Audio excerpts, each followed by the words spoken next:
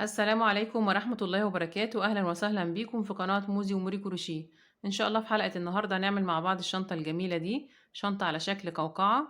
شنطة جميلة جدا وشيك جدا زي ما انتم شايفين كده، وكمان عملية. طريقتها سهلة جدا، هنشوفها مع بعض خطوة بخطوة بالتفصيل بعد شوية. أتمنى ربنا يوفقني والفيديو النهاردة يعجبكم وتستفادوا منه. فلو عجبكم الفيديو اعملوا له شير ولايك، وما تنسوش تقولوا لي رأيكم في التعليقات. ولو لسه أول مرة تشوفوني وما اشتركتوش في القناة وحابين تتابعوني، طبعا يسعدني اشتراككم في القناة، فاشتركوا وفعلوا الجرس على الكل عشان يوصلكوا إشعار بأي فيديو جديد أنا بعمله. ويلا بينا على طول نروح على الشرح ونشوف هنشتغل الشنطة الجميلة دي ازاي. أنا هشتغل بخيط مكرمية مصري متوسط السمك، هشتغله بإبرة ألومنيوم رقم 5. طبعا انت تقدري تشتغليها بأي نوع خيط انت حباه مع الإبرة المناسبة ليه، أو أي نوع خيط مناسب للشنط. هبدأ كده بسم الله. أول حاجة هعمل دايرة سحرية. أسهل طريقة لعمل الدايرة السحرية إن أنا بمسك طرف الخيط من البداية كده، وبتني عليه الطرف الطويل اللي أنا هسحب منه ده. بعد كده بمسك نقطة التقاء الخيطين ببعض بالشكل ده كده، بجيب الإبرة بتاعتي وبدخل في الدايرة دي، بسحب الخيط وبشتغل غرزة سلسلة. خليكم فاكرين غرزة السلسلة اللي أنا اشتغلتها دي هنرجع لها في آخر السطر الأول، وهنقفل فيها السطر الأول بغرزة منزلقة. أنا كده كونت دايرة. بسلك طرف الخيط القصير ده عشان أعرف أضيق الدايرة بتاعتي وأوسعها بسهولة، وهاخد طرف الخيط معايا تحت الشغل وهشتغل عليه أول سطر عشان أنضف شغلي أول بأول، وفي نفس الوقت أثبت الدايرة أكتر عشان ما توسعش بسهولة مع الاستعمال. هبدأ أشتغل داخل الدايرة السحرية أول سطر غرز حشو عادية خالص. خلي بالك وانت بتشتغلي أول سطر من غرز الحشو العادية، ريحي ايدك في الشغل شوية، ما تشديهاش عشان الغرز ما تبقاش ضيقة وتعرفي تشتغلي فيها السطر التاني غرزة السنبلة. هبدأ أشتغل داخل الدايرة السحرية 6 غرز حشو. يبقى أول سطر داخل الدايرة 6 غرز حشو، هنشتغلوا على الدايرة مع طرف الخيط زي ما اتفقنا. غرزة الحشو بنشتغلها ازاي؟ بدخل بالإبرة بتاعتي في الدايرة كده، بسحب الخيط، بقى معايا لفتين على الإبرة، بسحب وبطلع من اللفتين كده. أول غرزة حشو، 2، 3، 4، 5. أنا كده اشتغلت 5 حشو. بضيق الدايرة بتاعتي شوية عشان أعرف أشتغل الغرزة رقم 6 اللي هقفل بيها السطر بتاعي. خلي بالك ما تضيقيش الدايرة قوي عشان تعرفي تشتغلي السطر التاني غرزة السنبلة. بدخل تاني في الدايرة كده، بسحب الخيط، بقى معايا لفتين على الإبرة، دي الغرزة رقم 6. بقفلها فين؟ بقفلها في السلسلة اللي أنا قلتلكوا خليكوا فاكرينها. أنا عندي أول غرزة حشو أهي، حرف الفي ده ماليش دعوة بيها خالص. بروح على السلسلة اللي قبلها، بدخل بالإبرة كده، بسحب الخيط من السلسلة، بعد كده بسحبه من الحلقتين بتوع الغرزة رقم 6، وبقفل السطر بتاعي بغرزة منزلقة. كده أنا اشتغلت أول سطر في الدايرة السحرية 6 غرز حشو. تمام. مش هقفل الدايرة دلوقتي، هقفلها بعد ما اخلص السطر التاني. هنبدأ السطر التاني نشتغل الغرزة بتاعتنا اللي هي غرزة السنبلة. طبعا غرزة السنبلة هي شكل من أشكال غرزة الحشو. الفرق بينها وبين الحشو العادية إيه؟ إن أنا بشتغل غرزة الحشو العادية هنا كده في المكان ده، في راس الغرزة من فوق في حرف الفي اللي فوق ده. أما غرزة السنبلة بشتغلها في حرف الفي اللي في وش الغرزة من قدام. شايفين حرف في كده شبه رقم 7؟ لو دخلت بالإبرة بتاعتي كده تحت الخيط عشان تبان معايا أكتر، شايفين الغرزة دي كده حرف الفي شبه رقم 7، ده المكان اللي أنا هشتغل فيه غرزة السنبلة. أما الفي اللي فوق دي بشتغل فيها غرزة الحشو العادية، ماليش دعوة بيها خالص. تمام. طبعا غرزة السنبلة في ناس تانية بتسميها غرزة الحشو في حرف الفي، الاتنين مسميات لنفس الغرزة. هنبدأ نشتغل السطر التاني، هشتغله كله تزايد ما عدا الغرزة رقم 6. الغرزة رقم 6 دي هتفضل معايا غرزة فردي على طول، يعني بشتغل فيها غرزة واحدة بس، وهقفل بيها السطر في كل السطور اللي أنا هشتغلها. نبدأ على طول نشتغل السطر التاني. بدخل في قلب حرف الفي اللي في الوش كده بالإبرة بتاعتي، وبطلع من ورا منين؟ من بين الفتلتين اللي في ظهر الغرزة من ورا. لو تلاحظوا معايا ان كل غرزة في ظهر الغرزة من ورا في فتلتين جنب بعض، دي الغرزة التانية ودي الغرزة التالتة زي ما انتم شايفين كده. كل غرزة في ظهرها فتلتين جنب بعض، لازم اطلع بالإبرة بتاعتي من بين الفتلتين عشان الشغل بتاعي يبقى مظبوط. تمام. دي اول غرزة، دخلت في قلب الغرزة من قدام في حرف الفي اللي في الوش، وبسحب الخيط بتاعي وبشتغل فيها غرزتين مع بعض. بشتغل فيها تزايد. يعني ايه تزايد؟ يعني بشتغل غرزتين في نفس الغرزة. دي اول غرزة حشو.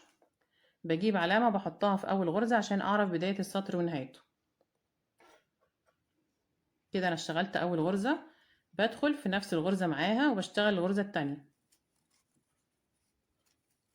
يبقى اول غرزة عملت فيها تزايد، اشتغلت فيها غرزتين مع بعض. بروح على الغرزة التانية، برضه هوضح لكم شكل حرف الفي اللي انا بشتغل فيه. لو دخلت بالابرة كده، حرف الفي اللي في الوش شبه رقم 7، وعندي حرف الفي اللي فوق ده راس الغرزة بشتغل فيها الحشو العادية، ماليش دعوة باللي فوق، وبشتغل هنا كده. بدخل كده في قلب الغرزة وبطلع من ورا من بين الفتلتين اللي في الظهر، وبشتغل تزايد برضو نفس الغرزة، بشتغل فيها غرزتين مع بعض كده، 1 2. بروح على الغرزة التالتة وبنفس الطريقة بشتغل فيها تزايد، 1 2. الغرزة رقم 4 بشتغل فيها تزايد، 1 2.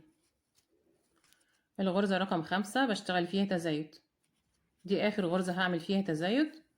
يبقى أنا كده اشتغلت تزايد على أول 5 غرز. بقفل الدايرة بتاعتي شوية وبروح على الغرزة رقم 6، بتبقى تحت شوية كده وبتبقى ضيقة. بدخل، شايفين كل الغرز لو تلاحظوا فوقيها لفتين بس من الخيط أو دايرتين كده، حلقتين. الغرزة الأخيرة في السطر هتبقى معايا على طول كده، بيبقى فوقيها 3 حلقات من الخيط، وبتبقى تحت شوية كده. فأنا بدخل وبسحب الخيط بتاعي بالشكل ده، وبشيل العلامة من أول غرزة، وبدخل في الحلقة الخلفية منها.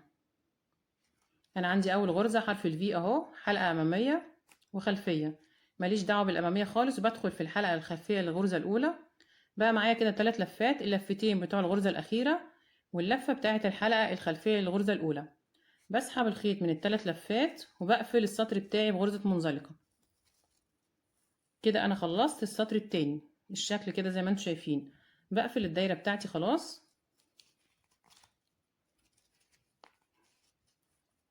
بقى شكل الدايرة كده.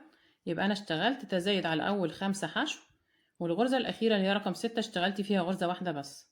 يبقى عدد الغرز عندي في السطر التاني 11 غرزة حشو. تمام، كده خلصنا السطر التاني. هنبدأ السطر التالت، هشتغله برضو كله تزايد ما عدا الغرزة الأخيرة. كل غرزة هعمل فيها غرزتين ما عدا الغرزة الأخيرة دي اللي بقفل بيها السطر، هتفضل معايا غرزة واحدة بس. فأنا بدخل على طول في أول غرزة من غير أي ارتفاع يا جماعة. بدخل في قلب حرف الفي من قدام، وبطلع من ورا من المكان المظبوط من بين الفتلتين، وبشتغل تزايد في أول غرزة، 1 2. اتفقنا تزايد يعني ايه؟ يعني غرزتين في نفس الغرزة. وبحط العلامة بتاعتي في الغرزة الأولى، وبروح على الغرزة التانية وبشتغل فيها تزايد 2 مع بعض، 1 2.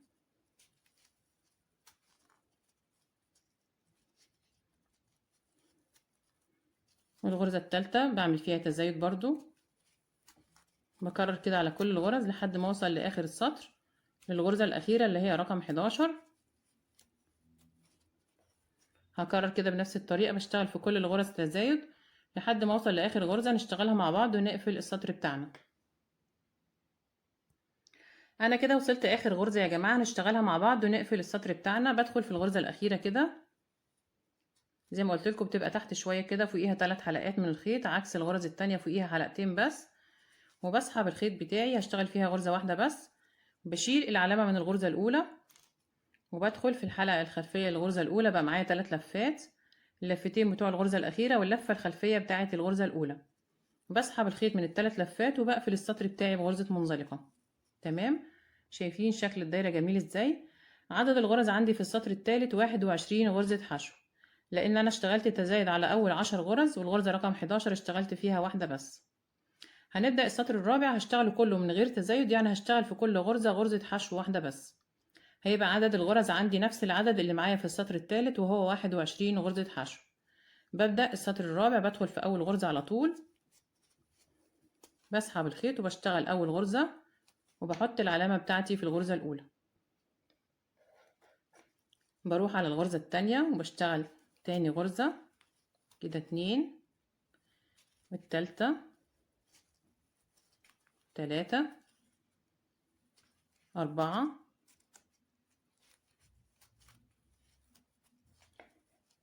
5. هكرر كده بنفس الطريقة، كل غرزة بشتغل فيها غرزة واحدة بس لحد ما اوصل للغرزة الأخيرة ونشتغلها مع بعض ونقفل السطر بتاعنا. انا كده وصلت اخر السطر الرابع، فاضل عندي اخر غرزة هنشتغلها مع بعض ونقفل بيها السطر بتاعنا. بدخل في الغرزة الأخيرة بسحب خيط، بقى معايا لفتين على الإبرة، بشيل العلامة من الغرزة الأولى وبدخل في الحلقة الخلفية منها، بقى كده معايا 3 لفات، اللفتين بتوع الغرزة الأخيرة واللفة بتاعة الحلقة الخلفية للغرزة الأولى. بسحب الخيط من ال3 لفات وبقفل السطر بمنزلقة. كده خلصت السطر الرابع، اشتغلت كله من غير تزايد، يعني اشتغلت في كل غرزة غرزة حشو واحدة بس. عدد الغرز هو نفس العدد اللي كان معايا في السطر الثالث وهو 21 غرزة حشو. هنبدأ السطر الخامس هشتغل فيه تزايد. هشتغل التزايد ازاي؟ بشتغل واحدة تزايد وواحدة حشو وبكرر لحد آخر السطر. بدخل في أول غرزة وبشتغل فيها تزايد، يعني 2 في نفس الغرزة، 1، 2، وبحط العلامة بتاعتي في الغرزة الأولى. والغرزة التانية بشتغل فيها غرزة حشو واحدة. الغرزة رقم 3 بعمل فيها تزايد، يعني 2 في نفس الغرزة، 1، 2.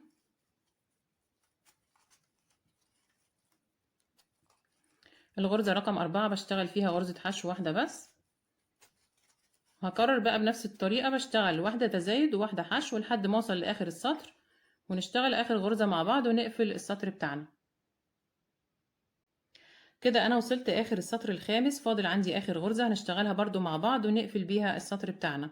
بدخل في الغرزة الأخيرة بسحب خيط، بقى معايا لفتين على الإبرة، بشيل العلامة من الغرزة الأولى وبدخل في الحلقة الخلفية منها، بقى كده معايا 3 لفات، اللفتين بتوع الغرزة الأخيرة واللفة بتاعة الحلقة الخلفية للغرزة الأولى. بسحب الخيط من ال3 لفات وبقفل السطر بتاعي بغرزة منزلقة. كده خلصت السطر الخامس، اشتغلت فيه تزايد 10 مرات، بقى عدد الغرز عندي 31 غرزة حشو. كنت بشتغل واحدة تزايد واحدة حشو زي ما قلتلكوا، وكررت لحد ما وصلت آخر السطر. السطر السادس هنشتغل كله من غير تزايد، يعني هشتغل في كل غرزة غرزة حشو واحدة بس. تمام. هبدأ أدخل في أول غرزة على طول وبشتغل الغرزة الأولى وبحط العلامة مكانها في أول غرزة، وبكرر بقى على كل الغرز، كل غرزة بشتغل فيها غرزة واحدة بس. كده 2،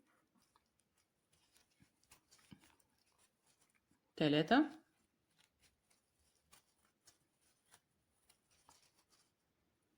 4، 5. هكرر كده بنفس الطريقة، كل غرزة بشتغل فيها غرزة حشو واحدة لحد ما نوصل لآخر السطر ونشتغل مع بعض آخر غرزة ونقفل السطر بتاعنا. أنا كده وصلت آخر السطر السادس، فاضل عندي آخر غرزة هنشتغلها مع بعض ونقفل بيها السطر بتاعنا. بدخل في الغرزة الأخيرة بسحب خيط، بقى معايا لفتين على الإبرة، بشيل العلامة من الغرزة الأولى وبدخل في الحلقة الخلفية منها، بقى كده معايا 3 لفات، اللفتين بتوع الغرزة الأخيرة واللفة بتاعة الحلقة الخلفية للغرزة الأولى. بسحب الخيط من ال3 لفات وبقفل السطر بتاعي بغرزة منزلقة. كده خلصت السطر السادس. عدد الغرز 31 غرزة حشو، وهو نفس العدد اللي كان معايا في السطر الخامس، لأن اشتغلته زي ما قلت لكم من غير تزايد، يعني اشتغلت في كل غرزة غرزة حشو واحدة بس.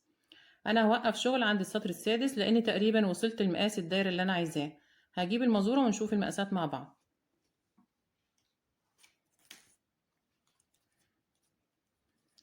مقاس قطر الدايرة اللي أنا هوقف عنده تزايد 11 سنتي بالظبط. تمام، ده المقاس اللي أنا عايزاه. فأنا خلاص هوقف شغل في الدايرة بتاعتي كده. تمام.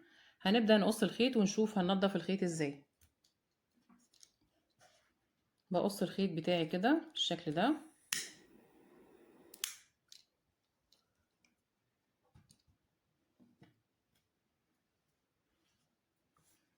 بسحب الخيط من آخر غرزة، عندي آخر غرزة اهي، بسحب الخيط كده من نص حرف الفي بالشكل ده. شايفين سحبت الخيط منين؟ من آخر غرزة، من نص حرف الفي بعد ما قصيته. عندي أول غرزة، أول غرزة اللي أنا بقفل في الحلقة الخلفية منها اهي، ماليش دعوة بيها خالص، اهي لو دخلت فيها كده بالابره دي اول غرزه، بسيبها ماليش دعوه بيها، بروح على الغرزه التانية وبدخل كده تحت حرف الفي، بسحب الخيط بعديه لورا كده في ظهر الشغل من ورا، وبعدين برجع اسحبه تاني من الغرزه الاخيره من نص حرف الفي، الغرزه اللي انا طلعته منها. شايفين عملت ايه؟ بسحب كده الخيط بعديه برضو لورا كده في ظهر الشغل من ورا بالشكل ده. هوضح لكم اكتر. انا سحبت الخيط اهو من الغرزه الاخيره، وبعد كده فوتت اول غرزه ودخلت من تحت تاني غرزه من تحت حرف الفي بالشكل ده، وبعد كده رجعت سحبته من الغرزه الاخيره تاني. بسحب كده، انا كده كونت غرزه سلسله حلت محل الغرزه الاولى اللي انا فوتها تحت. انا بقفل القفله دي عشان شكل الشغل عندي يبقى شكل بعضه كله كده كأن مفيش قفلات عندي خالص. يبقى انا عملت اللفه دي كده، عملت بيها سلسله حلت محل الغرزه الاولى اللي انا فوتها تحت، لان لو دخلت في الغرزه الاولى على طول عدد الغرز معايا هيزيد غرزه كده، نفس العدد معايا اللي هو 31 غرزه حشو. تمام. بقى ده شكل الدايره بتاعتي. هبدأ اجيب ابرة التنظيف وهنضف الخيوط الزيادة دي في ظهر الشغل من ورا. هجيب ابرة التنظيف والضمها وارجع لكم تاني.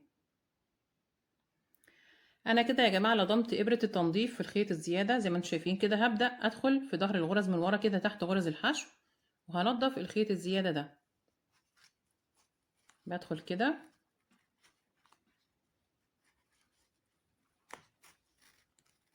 وبسحب كده الخيط بالشكل ده. طبعا هدخل تحت الغرز كلها لحد ما انضف الفتلة اللي معايا دي.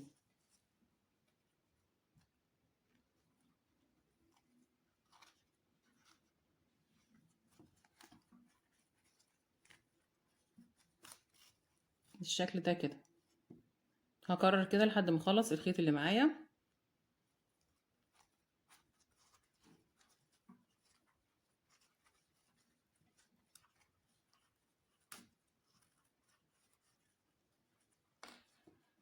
هنضف يا جماعة الخيط بالطريقة دي كده تحت غرز الحشو من ورا، وهنضف كمان الخيط بتاع البداية اللي هو كان في الدايرة السحرية دي. تمام. وهشتغل كمان دايرة زي دي بالظبط بنفس المقاسات وبنفس عدد السطور وعدد الغرز، وبعدين نرجع نكمل مع بعض.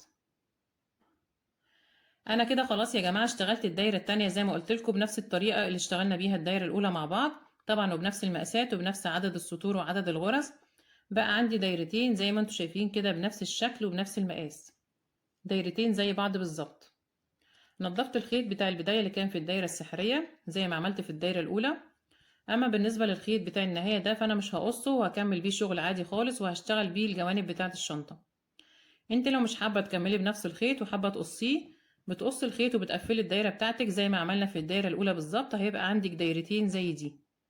طيب لو انت قصيتي الخيط في الدايرتين وقفلتيهم بالشكل ده وحابة توصلي الخيط بتاعك عشان تشتغلي الجوانب بتاعة الشنطة، هتوصليه ازاي؟ بتجيبي الخيط اللي انت هتكملي شغل بيه بالشكل ده كده وبتعملي عقدة بداية، عقدة بداية عادي خالص.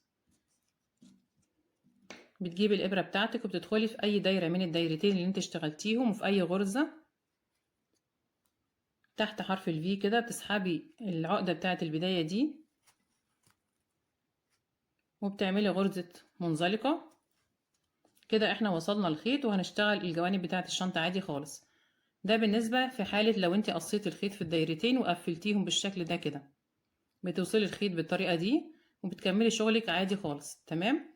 بالنسبة للطريقة بتاعتي اللي انا هشتغل بيها معاكم دلوقتي، مش هقص الخيط بتاعي وهكمل الشغل بتاع الجوانب. هعمل ايه؟ بشد الحلقة دي كده شوية، بوسعها شوية كده، دي الغرزة الأخيرة عندي، وبدخل في الغرزة الأولى تحت حرف الفي كده وبسحب الحلقة دي اللي كانت معايا على الإبرة، بسحبها كده من ظهر الشغل من ورا وبعديها قدام، بعديها في وش الدايرة من قدام بالشكل ده.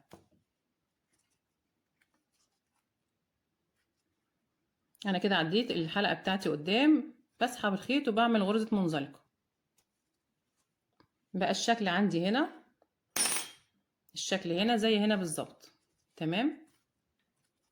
هنا عملت غرزة منزلقة ووصلت الخيط عشان اشتغل بيه، وهنا عملت غرزة منزلقة وهكمل شغل عادي خالص بالشكل ده. طيب هنبدأ نكمل بقى بالطريقة بتاعتنا. بشيل الخيط ده كده، وعندي الدايرتين بتوعي هبدأ اشتغل الجوانب بتاعة الشنطة. انا هخلي وش الشغل بتاعي ناحية بره كده، ده وش الدايرتين بخليه ناحية بره كده، وبخلي الظهر بتاع الشغل جوه كده لبعضه، وهبدأ اشتغل سلسلة بوصل الدايرتين ببعض، وبعد كده بشتغل على السلسلة دي غرز منزلقة وحشو زي ما هنشوف مع بعض بالتفصيل دلوقتي عشان اكون الجوانب بتاعة الشنطة. نبدأ نشتغل على طول. انا هبدأ اشتغل 11 غرزة سلسلة. انا ماليش دعوة بالمنزلقة دي خالص. هبدأ كده بسم الله، 1 2 3 4 5 6 7 8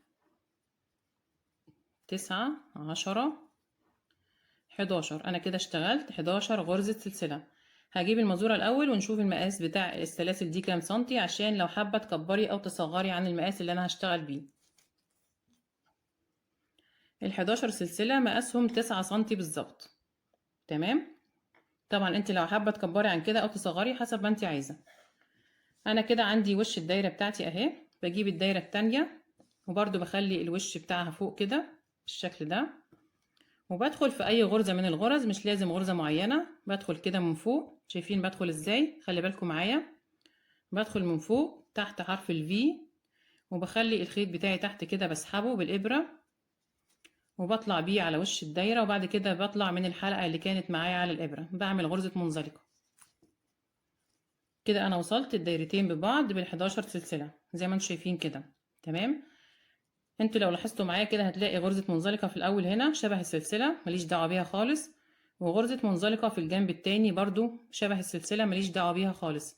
انا عندي 11 غرزة سلسلة في النص، دولت اللي انا هشتغل عليهم الشغل بتاعي. هشتغل عليهم ازاي؟ بشتغل على اول غرزة وتاني غرزة منزلقة، وبعدين 7 غرز حشو، وبعدين اخر غرزتين بشتغل عليهم منزلقة. يبقى انا عندي اول غرزتين واخر غرزتين دول هشتغل عليهم منزلقة على طول لحد ما اخلص الشغل بتاعي، والسبع غرز اللي في النص بشتغل عليهم غرز حشو. الشغل كله بتاعي هيبقى في الحلقة الخلفية. هنبدأ نشتغل على طول. برتفع سلسلة، لازم ارتفع سلسلة يا جماعة في اول كل سطر، منساش الارتفاع.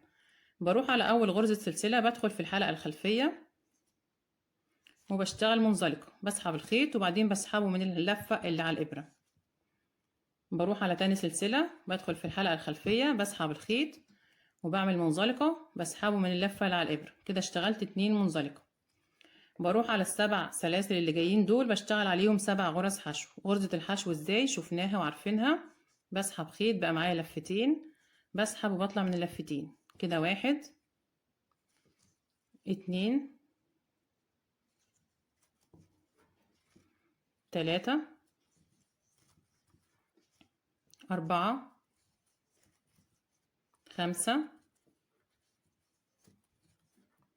6 7. كده انا اشتغلت 7 غرز حشو. فاضل عندي اخر سلسلتين بشتغل عليهم منزلقة. بسحب خيط وبعمل منزلقة على اول واحدة، وبسحب خيط وبعمل منزلقة على تاني واحدة. كده انا اشتغلت اخر غرزتين منزلقة. شايفين المنزلقة دي اللي انا بدأت بيها ماليش دعوة بيها خالص. بروح على الغرزة اللي عليها الدور في الدايرة وبدخل تحت حرف الفي، والخيط عندي تحت اهو، وبسحب الخيط وبعمل برضو منزلقة. كده بقفل السطر بتاعي. تمام. بعد كده برتفع سلسلة وبلف الشغل بتاعي وهبدأ اشتغل السطر التاني. كل الشغل يا جماعة في الجوانب بتاعة الشنطة هيبقى في الحلقة الخلفية. انا عندي الشغل بتاعي اهو. بدخل في الحلقة الخلفية لأول غرزتين منزلقة وبعمل عليهم غرزتين منزلقة. ادي اول غرزة بشتغل عليها منزلقة في الحلقة الخلفية، والغرزة التانية بعمل عليها منزلقة. بروح على ال7 غرز وبشتغل عليهم 7 حشو برضو في الحلقة الخلفية. انا عندي حرف الفي اهو، الامامية والخلفية. بدخل في الخلفية اللي ورا كده وبشتغل اول واحدة حشو. 1 2 3 4 5 6 7. كده انا اشتغلت 7 حشو. وصلت اخر غرزتين هشتغل عليهم منزلقة. اول غرزة بشتغل فيها منزلقة، والغرزة الاخيرة اللي هي تاني غرزة في المنزلقة بشتغل فيها منزلقة. كده انا خلصت السطر بتاعي بقى الشكل زي ما انتم شايفين كده. تمام. بعمل ايه؟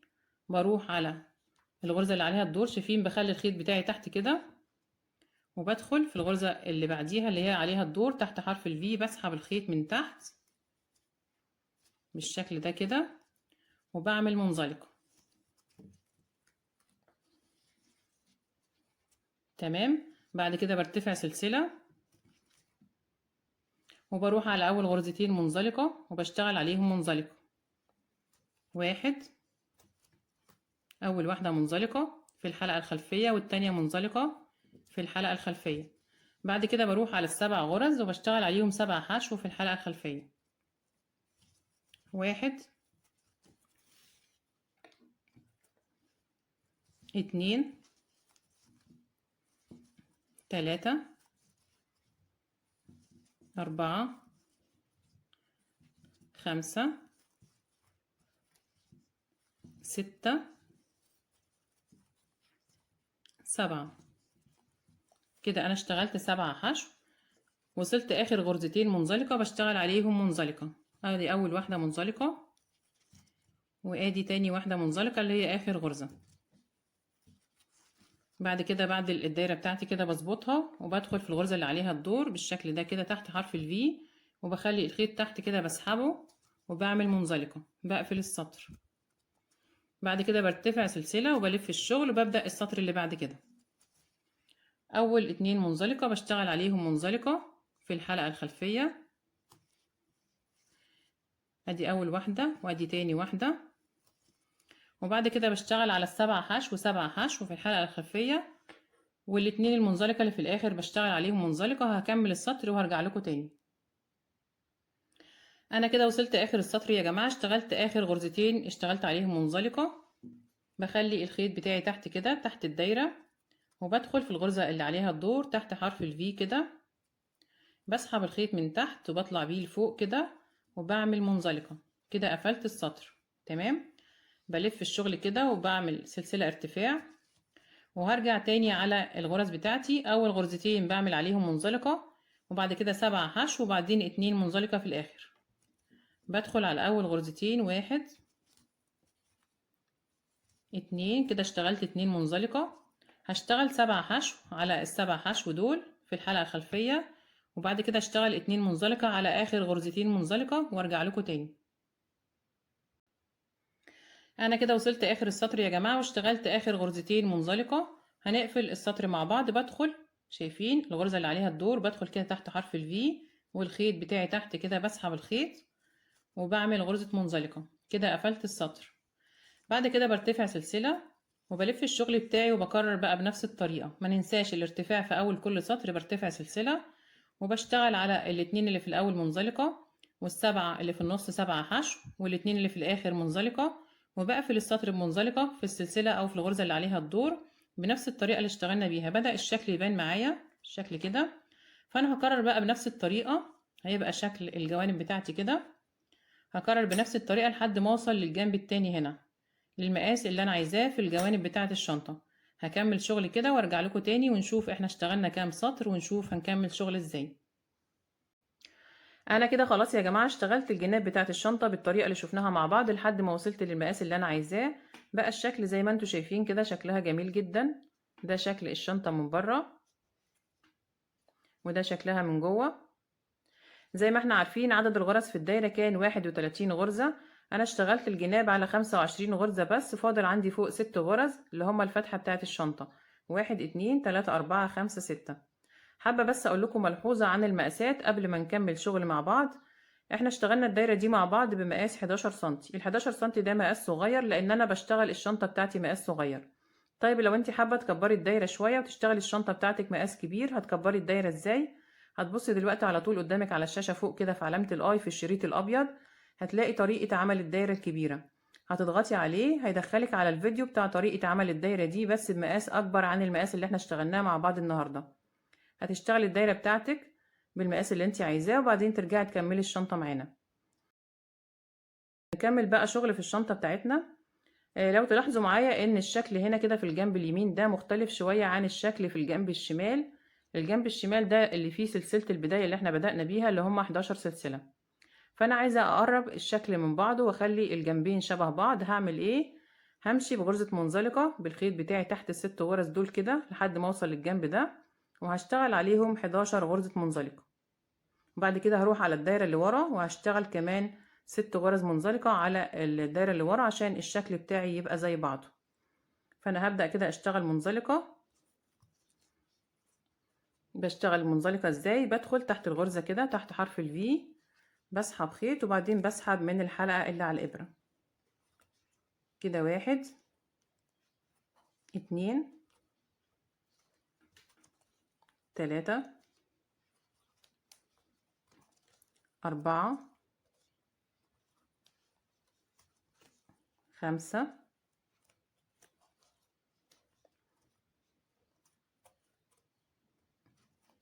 6.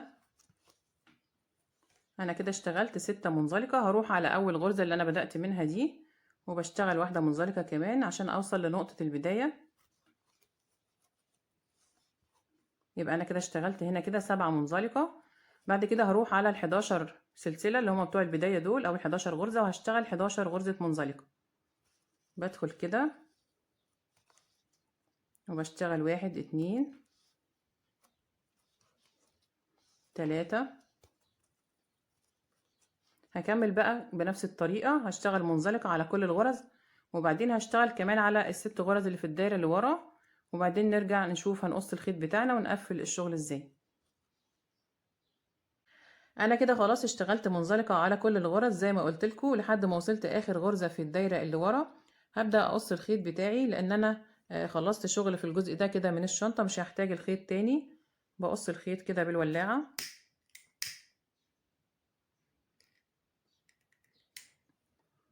وهسحب الخيط من الغرزة الأخيرة، بسحبه لبره كده.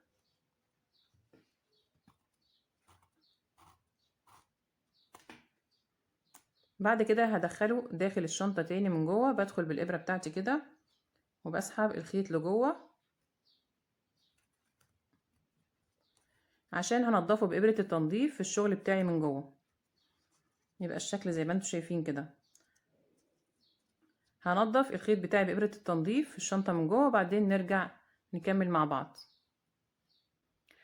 انا كده نضفت الخيط الزيادة داخل الشنطة بإبرة التنظيف. بقى الشكل زي ما انتم شايفين كده، الشنطة من جوه ما فيهاش اي خيوط زيادة. بكده نكون خلصنا الجزء ده من الشنطة بتاعتنا. الخطوة اللي جاية هنبدأ نعمل القلاب بتاع الشنطة. طريقته سهلة جدا زي ما نشوف مع بعض دلوقتي. هجيب الخيط والإبرة ونشوف هنشتغل القلاب بتاع الشنطة ازاي. بسيب حوالي 10 سنتي من الخيط وبعمل عقدة البداية بالطريقة دي كده، وبشتغل 11 سلسلة. بسم الله. 1 2 3 4 5 6 7 8 9 10 11. انا كده اشتغلت 11 سلسلة. بفوت السلسلة رقم 11 وبحسبها ارتفاع لغرز الحشو اللي انا هشتغلها، وبرجع على ال10 سلاسل الباقيين وبشتغل عليهم غرز حشو. بدخل في السلسلة رقم 10 في الحلقة الخلفية منها، بسحب خيط. بقى معايا لفتين على الإبرة، بسحب وبطلع من اللفتين كده. أنا اشتغلت أول غرزة حشو. هرجع على كل السلاسل الباقيين واشتغل عليهم غرز حشو كده. 2 3 4 5 6 7 8 9. أنا كده اشتغلت 9 حشو بالشكل ده. فاضل عندي آخر سلسلة بشتغل فيها 3 حشو مع بعض في نفس الغرزة. 1 2 3. بعد كده برجع بالجنب التاني وبشتغل 9 حشو قصاد ال9 اللي انا اشتغلتهم في الجنب الاول، وباخد طرف الخيط بتاع البداية ده معايا تحت الشغل عشان انضف شغلي اول باول. بشتغل على طرف واحد بس من السلسلة بتاعة البداية، يعني على فتلة واحدة كده مع طرف الخيط بتاع البداية. بشتغل 9 حشو، 1 2 3 4 5 6 7 8 9. آخر غرزة بشتغلها مع أول غرزة في نفس المكان. أنا كده اشتغلت أول سطر من القلاب بتاعي، وأخدت الخيط بتاع البداية تحت الشغل زي ما انتم شايفين كده عشان بنضف شغلي أول بأول بالشكل ده. اشتغلت 21 غرزة حشو، اشتغلت 9 حشو في الجنب الأول، واشتغلت 3 هنا مع بعض في نفس الغرزة، وبعدين رجعت بالجنب التاني واشتغلت 9 حشو. يبقى كده عدد الغرز 21 غرزة حشو. عشان لو بتكتبي العدد معايا، هنعمل ايه بعد كده؟ بجيب علامتين وبحط في كل جنب علامة في الغرزة رقم 10 اللي أنا هبدأ منها التزايد. 1 2 3 4 5 6 7 8 9 10. بحط العلامة في الغرزة رقم 10 اللي هي أول واحدة في التلاتة اللي هنا، وباجي في الجنب التاني 1 2 3 4 5 6 7 8 9 10. بحط العلامة في الغرزة الأخيرة من التلاتة برضو. يبقى أنا التزايد بتاعي هيبقى على التلات غرز دول، بداية التزايد في العلامة دي ونهاية التزايد في العلامة التانية. وهيبقى عندي في كل السطور 9 غرز ثابتين في الجنب الأول و9 ثابتين في الجنب التاني. ال9 دول وال9 دول مش هعمل فيهم تزايد خالص، التزايد كله هيبقى في الجزء ده اللي فيه العلامات. تمام. هنبدأ السطر التاني. بقفل بس العلامة عشان ما تقعش مني. هنبدأ السطر التاني. برتفع سلسلة وبلف الشغل بتاعي وبشتغل السطر التاني بس في الحلقة الأمامية اللي عندي. الغرزة بتاعتي أهي، حرف الفي الأمامية اللي قدامي والخلفية اللي ورا. بشتغل السطر كله في الأمامية. بدخل كده في الطرف الأمامي من الغرزة وبشتغل أول غرزة حشو. 1 هشتغل 9 لحد ما أوصل للعلامة. 2 3 4 5 6 7 8 9.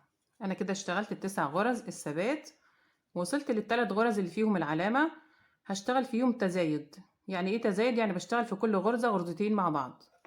بشيل العلامة من الغرزة الأولى وبشتغل مكانها غرزتين حشو في نفس الغرزة. 1 2 وبرجع العلامة تاني في الغرزة رقم 10 عشان أبدأ منها التزايد في السطر اللي جاي. بعد كده بروح على الغرزة التانية في التلاتة وبشتغل فيها برضو تزايد، يعني 2 مع بعض في نفس الغرزة. 1 2 بروح للغرزة التالتة في التلاتة وبشتغل برضو فيها تزايد. بشيل العلامة وبحط مكانها غرزتين حشو. 1 2 وبرجع العلامة مكانها تاني في الغرزة رقم 10 عشان هبدأ فيها التزايد وانا راجعة في السطر التالت. بعد كده برجع على ال9 غرز دول وبشتغل فيهم 9 حشو، كل غرزة فيها غرزة واحدة بس زي ما اتفقنا كده. 2 3 هكمل كده لحد ما اوصل لاخر السطر وارجع لكم تاني. انا كده وصلت اخر السطر التاني يا جماعة. اشتغلت 24 غرزة حشو، اشتغلت 9 في الجنب الاول واشتغلت 6 في الدوران ده اللي انا عملت فيهم تزايد، واشتغلت 9 في الجنب التاني. يبقى عدد الغرز في السطر التاني 24 غرزة حشو. اشتغلت السطر التاني في الحلقة الأمامية ليه؟ عشان يديني الشكل ده كده. شايفين الشكل بتاع البرواز ده كده أو الزخرفة دي؟ ده أنا بحب أعمله كده في القلاب. لو انتوا مش حابين تعملوه فبتشتغلوا في الغرزة كلها. تمام. هنبدأ السطر التالت. برتفع سلسلة وهرجع على ال9 غرز اللي في الأول دول ثبات، يعني كل غرزة بشتغل فيها غرزة واحدة بس، وكل شغلي بعد كده هيبقى تحت غرزة الحشو كلها. احنا اشتغلنا السطر التاني بس في الحلقة الأمامية، بعد كده بكمل شغل عادي خالص كده. 2 3 4 5 6 7 8 9. انا كده اشتغلت ال9 غرز بتوعي الثابتين اللي في اول السطر. بعد كده وصلت للغرزة رقم 10 اللي فيها العلامة اللي انا هبدأ منها التزايد. بشيل العلامة وبحط مكانها غرزتين حشو في نفس الغرزة، يعني بعمل فيها تزايد 1 2. بعد كده برجع العلامة مكانها تاني في الغرزة رقم 10. انا كان عندي في السطر التاني 6 غرز اللي انا اشتغلتهم في التزايد. هشتغل السطر التالت ازاي؟ بشتغل واحدة تزايد واحدة حشو، واحدة تزايد واحدة حشو، واحدة تزايد واحدة حشو. طبعا اولهم العلامة دي واخرهم العلامة التانية.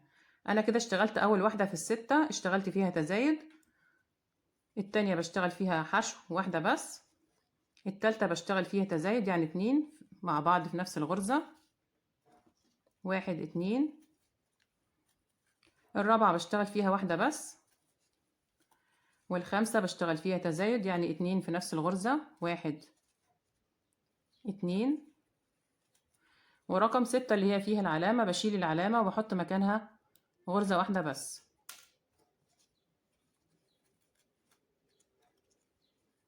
وبرجع العلامة مكانها تاني عشان دي الغرزة رقم 10 في الجنب الأخير أو الجنب التاني. كده أنا اشتغلت 9 غرز في الجنب اللي أنا بعمل فيه التزايد في الجزء ده. كده هرجع على ال9 غرز الثابتين اللي هما في الجنب الأخير وأكمل لحد آخر السطر وأرجع لكم تاني. أنا كده وصلت آخر السطر التالت يا جماعة. اشتغلت 27 غرزة حشو، 9 في الجنب الأول و9 في الجزء ده كده اللي أنا بعمل فيه تزايد، و9 في الجنب التاني. يبقى عدد الغرز كلها في السطر التالت 27 غرزة حشو. هنبدأ السطر الرابع. برتفع سلسلة، بلف الشغل بتاعي وبشتغل 9 حشو على أول 9 غرز عندي في السطر. 1 2 3 4 5 6 7 8 9. كده أنا وصلت للغرزة اللي فيها العلامة رقم 10. بشيل العلامة الأول. أنا عندي هنا 9 غرز في الجزء اللي أنا هعمل فيه تزايد ده. ال9 غرز دولت هشتغل فيهم التزايد ازاي؟ بشتغل واحدة تزايد واتنين حشو، واحدة تزايد واتنين حشو، واحدة تزايد واتنين حشو. تمام. أول غرزة عندي في التزايد بشيل العلامة منها وبحط مكان العلامة غرزتين حشو 1 2. برجع العلامة مكانها في الغرزة رقم 10.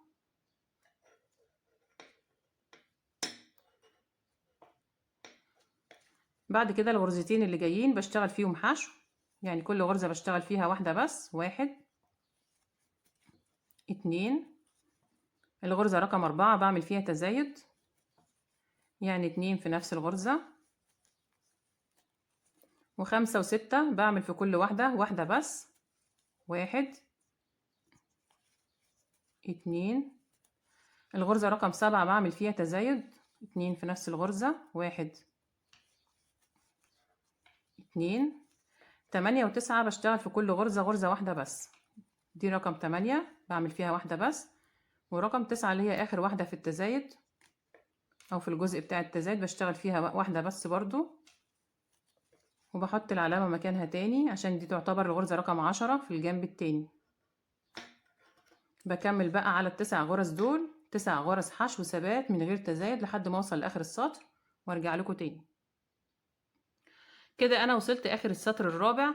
اشتغلت 30 غرزة حشو، 9 في الجنب الاول و12 في الجزء اللي انا بعمل فيه تزايد، وبعدين اشتغلت 9 في الجنب التاني. يبقى عدد الغرز كلها في السطر الرابع 30 غرزة حشو. تمام. هنبدأ السطر الخامس. برتفع سلسلة وبلف الشغل بتاعي وبشتغل 9 حشو على اول 9 غرز عندي 1 2 3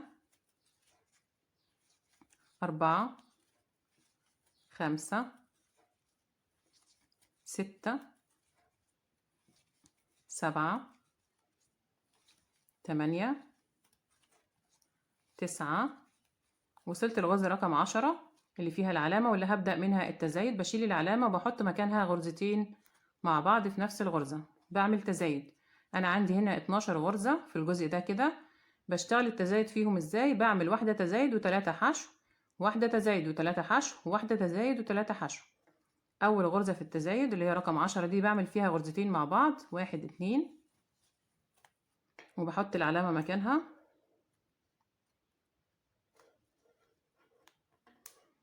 بعد كده بشتغل 3 حشو، 1 2 3. الغرزة اللي بعد كده بعمل فيها تزايد، يعني 2 مع بعض في نفس الغرزة، 1 2، وبعديها بشتغل 3 حشو، يعني 3 فردي، يعني كل غرزة فيها غرزة واحدة بس كده، 2 3. الغرزة اللي بعد كده بعمل فيها تزايد، يعني 2 مع بعض في نفس الغرزة، 1 2. بعد كده بشتغل 3 حشو، 1 2. التالتة اللي هي آخر غرزة عندي في الجزء بتاع التزايد بشيل العلامة وبحط مكانها غرزة واحدة بس كده. أنا خلصت الجزء بتاع التزايد، اشتغلت 15 غرزة حشو. تمام. بحط العلامة مكانها تاني وبرجع على ال9 غرز الباقيين لحد ما اوصل لاخر السطر، وبعدين نرجع نكمل مع بعض. انا كده وصلت اخر السطر الخامس، اشتغلت 33 غرزة حشو، اشتغلت 9 هنا واشتغلت 15 في الجزء بتاع التزايد واشتغلت 9 في الجنب التاني، يبقى عدد الغرز كلها في السطر الخامس 33 غرزة حشو. تمام. لو تلاحظوا معايا التزايد اللي احنا اشتغلنا في اول سطر 3 غرز، 3، بعد كده اشتغلنا فوقيهم 6، وبعدين السطر الثالث اشتغلنا فوقيهم 9، والسطر الرابع اشتغلنا 12 غرزة، والسطر الخامس والاخير اشتغلت 15 غرزة. تمام. وطبعا عندي هنا 9 ثابتين و9 ثابتين في الجنب التاني. ده الجزء بتاع القلاب. انا كده هكتفي بالقدر ده كده من السطور عشان وصلت للمقاس اللي انا عايزاه. هبدأ ابروز الجزء ده كده بغرز حشو عشان يبقى شكل الشغل عندي ظريف. بعمل ايه؟ باجي في اخر غرزة انا اشتغلتها، عندي حرف الفي اللي في الوش، حرف الفي اللي فوق ده ماليش دعوة بيه، عندي حرف الفي في وش الغرزة كده، بدخل في نص حرف الفي، بطلع من ورا كده من تحت فتلتين وبشتغل اول غرزة حشو من غير ارتفاع ولا اي حاجة خالص. بعد كده بروح على الغرزة التانية دي وبشتغل غرزة حشو. الغرزة التالتة بشتغل حشو، الرابعة بشتغل حشو، رقم 5 بشتغل حشو. كده انا اشتغلت 5 غرز في الجنب اليمين ده، وصلت للسلسلة بتاعة البداية اللي في النص دي بشتغل فيها 2 حشو مع بعض، 1 2. ليه انا اشتغلت 2؟ عشان لو اشتغلت واحدة بس هلاقيها نازلة تحت كده شوية والشكل عندي ما يبقاش مستقيم، فانا بشتغل 2 عشان اظبط شكل الشغل بتاعي. بعد كده بكمل الجنب الشمال وبشتغل 5 حشو، 1 2 3 4. الخمسة والأخيرة بشتغلها فين؟ في أول غرزة هنا في السطر الخامس تحت حرف الفي كده، بدخل وبسحب الخيط وبشتغل آخر غرزة. كده أنا اشتغلت 12 غرزة حشو في الضلع ده كده. تمام. ده شكل القلاب. هشيل العلامات عشان مش هحتاجها خلاص تاني، وهبدأ أشتغل سطر منزلقة على القلاب كله من غير أي تزايد. بشتغل في كل غرزة غرزة منزلقة واحدة بس عشان القلاب بتاعي يبقى متماسك شوية، فبروح على طول بريح الغرزة دي كده شوية من غير أي ارتفاع برضو، وبدخل في أول غرزة وبشتغل منزلقة. كل غرزة بعمل فيها غرزة واحدة بس. بشتغل في الحلقة الخلفية، عندي الغرزة بتاعتي اهي أمامية وخلفية، بشتغل منزلقة في الخلفية، ما بشتغلهاش تحت الغرزة كلها عشان تخلي القلاب بتاعي متماسك وفي نفس الوقت تديه عرض بسيط كده عشان المقاس بتاعي يبقى مظبوط. هيبقى شكلها كده. هشتغل بقى على كل الغرز لحد ما اوصل لاخر غرزة، وبعدين نرجع نشوف هنكمل مع بعض ازاي. انا كده خلصت يا جماعة غرز المنزلقة. بقى شكل القلاب بتاعي زي ما انتم شايفين كده. هجيب المزورة برضو واقول لكم المقاسات اللي انا اشتغلتها عشان لو شغالة معايا بنفس المقاسات. الطول بتاع القلاب 16 سنتي بالظبط، والعرض 12 سنتي بالظبط. تمام، دي المقاسات بتاعت القلاب. قبل ما اقص الخيط بتاعي هجيب القفل ونركب القفل بتاعنا في القلاب وفي الشنطة عشان نحدد المكان المظبوط اللي انا هخيط فيه القلاب في الشنطة من ورا. تمام، انا جبت الشنطة بتاعتي اهي، والقفل ده اللي انا هركبه بيبقى فيه دعامة من ورا كده بتركب في الشنطة من جوه، بتتحط في الشنطة من جوه، والجزء ده هركبه في القلاب زي ما انتوا عارفين. بجيب البنسة وبفتحه كده بالشكل ده، وبدخله هنا في نص القلاب بالظبط من قدام. بعد الغرز وبظبط مكانه مظبوط قوي عشان يبقى الشكل بتاع القلاب بتاعي مظبوط هنا كده. والجزء التاني ده هركبه في الشنطة، القطعة دي كده هركبها في الشنطة في النص كده، والدعامة دي بحطها من جوه الشنطة من جوه عشان بقفل عليها الجزئين بتوع القفل دول. تمام، فانا هركب القفل بتاعي الاول وبعدين نرجع نشوف هنكمل ازاي. انا كده خلاص يا جماعة ركبت القفل زي ما قلت لكم بالشكل ده كده. ده شكل القفل بعد ما ركبته في الاجزاء بتاعه الشنطة. تمام، عايزة بس اقولك على حاجة. انت لما تشتغلي الشنطة دي بعد ما تخلصي خالص بتلاحظي ان الجنبين اللي قدام واللي ورا مختلفين شوية في الشكل كده. هتلاقي الجنب اللي ورا مسطح كده بالشكل ده، والجنب اللي قدام بارز كده زي ما انت شايفة. تمام، فانت بتختاري بقى الجزء اللي بتخليه قدام في الشنطة والجزء اللي بتخليه ورا. انا اخترت الجزء المسطح ده خليته ورا في ظهر الشنطة، شكله مناسب لورا، وخليت الجزء اللي بارز ده شكله ظريف قوي خليته قدام. تمام، هنبدأ نعمل ايه بعد كده. انا بجيب الخيط بتاعي القلاب، بسحب الحلقة دي بوسعها شوية. انا كده كده شلة الخيط خلصت معايا، فاضل فيها شوية صغيرين كده. بسحب الخيط من الحلقة الأخيرة عشان اثبته بالشكل ده كده. فاضل عندي الجزء ده كده هخيط بيه القلاب. بثبت الخيط ازاي؟ بسحب كده. انا مش عايزة الغرزة دي تبقى عاملة عقدة عندي كده، فانا بسحبها بالشكل ده. شايفين بعمل ايه؟ سحبتها من ورا خالص وبعد كده بسحب الخيط منها.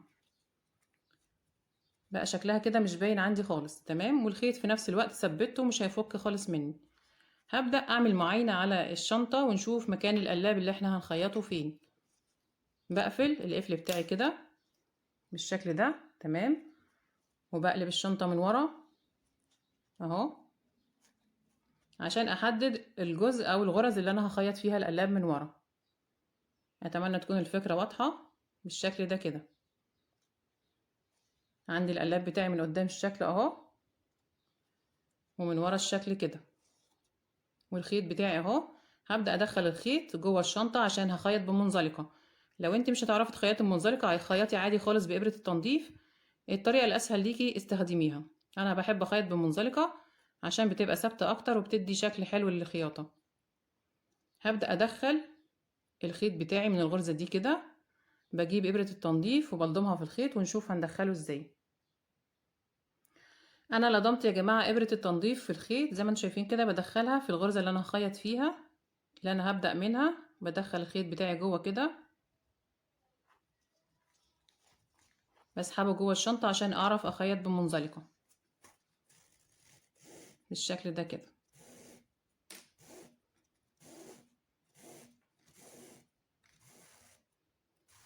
بعد كده هفتح القفل ده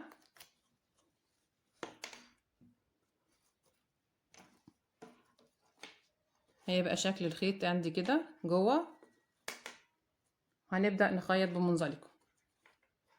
بمسك على الغرز بتاعتي اللي انا هخيط عليها وبدخل من الغرزة اللي قبل الغرزة اللي انا سحبت فيها الخيط. عندي الخيط داخل من الغرزة دي، بدخل في الغرزة اللي قبلها بالشكل ده كده بالإبرة، وبسحب الخيط بتاعي بطلعه بره تاني عشان أبدأ أقفل بمنزلقة. بسحب الخيط كده بالشكل ده كده تمام، وإيدي طبعا جوه الشنطة عشان أمسك الخيط اللي أنا بشتغل منه، وبدخل في أول غرزة في القلاب، وبدخل تاني في الغرزة اللي أنا دخلت الخيط منها بإبرة التنظيف، وبسحب الخيط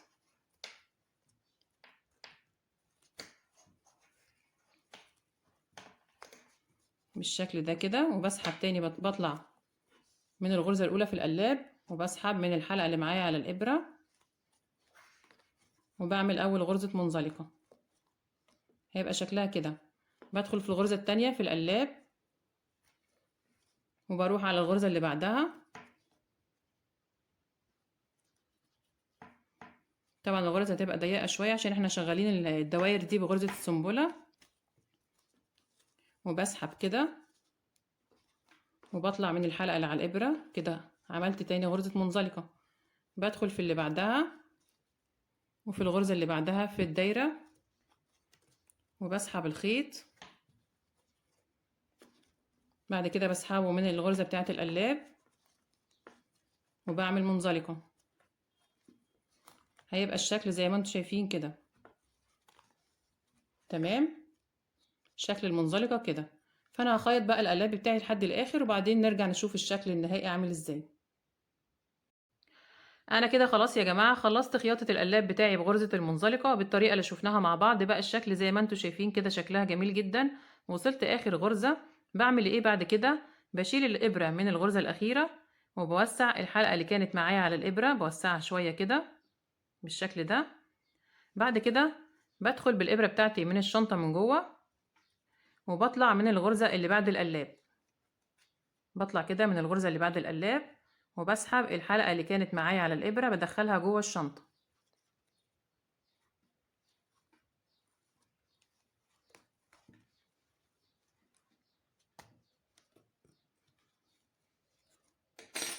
بالشكل ده كده. يبقى أنا نهيت الشغل بتاعي في الغرزة اللي بعد القلاب زي ما بدأته من الغرزة اللي قبل القلاب تمام، عشان يبقى شكل الشغل بتاعي مظبوط كده. دخلت الحلقة داخل الشنطة من جوه، بسحب الحلقة بوسعها تاني كده، وبعدي منها الخيط بتاع النهاية اللي أنا كنت شغالة بيه، بعديه كده عشان اثبت الخيط بتاعي. شايفين عديت الحلقة ازاي، عديت الخيط ازاي اسفة من الحلقة اللي كانت معايا على الابرة، وبسحب كده كده. انا ثبتت الخيط خلاص بالشكل ده. طبعا الخيوط الزيادة اللي جوه دي هنضفها بإبرة التنظيف. بقى الشكل زي ما انتم شايفين كده، ده شكل القلاب، وده شكل القلاب من بره بعد ما خيطناه بغرزة المنزلقة. شكله جميل جدا. هنضف الخيط الزيادة بإبرة التنظيف، وبعدين نرجع نكمل مع بعض ونشوف هنركب الحلقات والإيد بتاعة الشنطة ازاي. انا كده خلاص يا جماعة نضفت الخيوط الزيادة اللي كانت جوه الشنطة بإبرة التنظيف. بقى الشكل زي ما انتم شايفين كده. الشنطة من جوه نظيفة جدا، ما فيهاش اي خيوط زيادة. عشان كده انا مش حابة احط لها بطانة المرة دي، هسيبها كده من غير بطانة. طبعا البطانة حسب ما انت عايزة، لو عايزة تحطي للشنطة بتاعتك بطانة بتحطي لها، مش عايزة تحطي خلاص. مفيش شك ان البطانة بتخلي الشنطة بتاعتنا اشيك واقيم، فكل ما كان متاح ليكي ان انت تحطي للشنط بطانة يبقى افضل. هنبدأ بعد كده نركب الحلقات. انا هستخدم حلقات سهلة الفتح. المقاس اللي انا هستخدمه ده مقاس متوسط. طبعا يفضل ان انا استخدم المقاس الصغير عشان الشنطة بتاعتي مقاسها صغير، بس المتاح عندي حاليا المقاس المتوسط. انت لو مش متوفر عندك الحلقات سهلة الفتح بتستخدمي الحلقات العادية اللي هي المقفولة دي، سواء كانت نص دايرة او دايرة حسب المتاح عندك. هنبدأ نركب الحلقات. بركب في الجنب ده الاول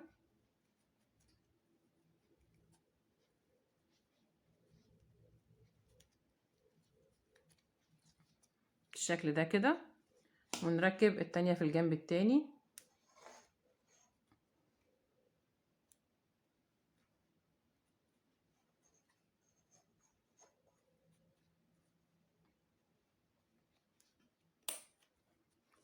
هتبقى كده. نقفل الشنطة بتاعتنا ونركب السلسلة.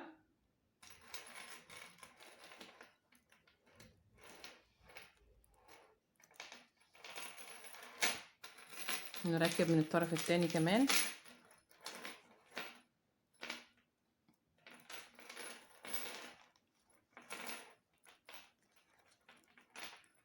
ده بالنسبة للإيد الكروس اللي هي الطويلة، عملتها سلسلة، وعملت لها كمان إيد صغيرة من الخيط بغرزة حبل الليسير روماني، واشتغلتها على فتلتين بالشكل ده كده عشان تبقى سميكة شوية.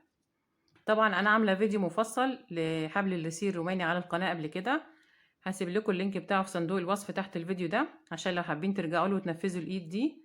ولو بصيتي قدامك على الشاشة دلوقتي على طول في علامة الآي في الشريط الأبيض هتلاقي طريقة عمل إيد الشنطة، هتضغطي عليه هيدخلك على الفيديو بتاع طريقة عمل حبل الليسير روماني بكل تفاصيله، ازاي تعمليه بفتلة واحدة وازاي تشتغليه بفتلتين عشان يبقى سميك زي ده، وازاي تعرضيه بغرزة الحشو او غرزة المنزلقة، كل التفاصيل الخاصة بحبل الليسير روماني. تمام، هنبدأ نركب الإيد الصغيرة دي.